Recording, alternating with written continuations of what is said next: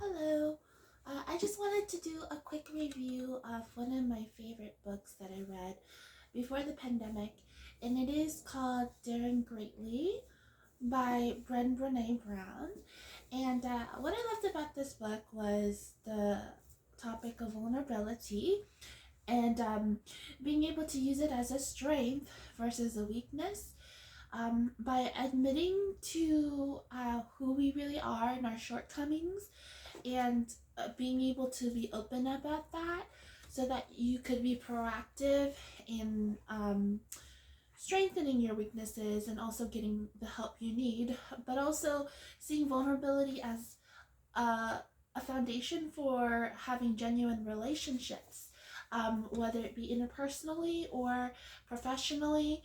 So that's what I liked about the book.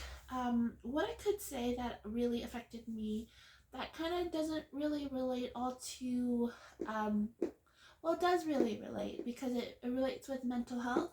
So, one of the passages that um, the author wrote about was journaling. And in her research, she talked about how people who journaled reported having less trauma. And that's a really important point because I think when we have trauma, it's built up inside of us and it creates havoc. It creates, um, PTSD and flashbacks and things like that.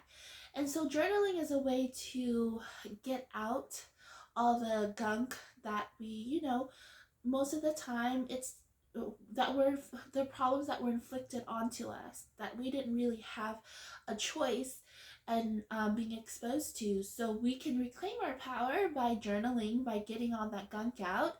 And what I would also like to say, because I was also reading the book Boundaries right around the same time, and I can see how it parlays and connects to the book Boundaries because, well, in Boundaries it talks about just um, how we need to understand that um, people who tend to be traumatized have a lot of bad and not good inside of their fences. And so, you know, we have to program ourselves to have more good things inside of our fences and bad things out. So, in order to have good boundaries, journaling is essential for that because journaling allows us to push out the bad, things that are not good for us outside of our fences, and it allows us to give us space for good things to come in our lives. It's just a thought, but yeah, that's pretty much it.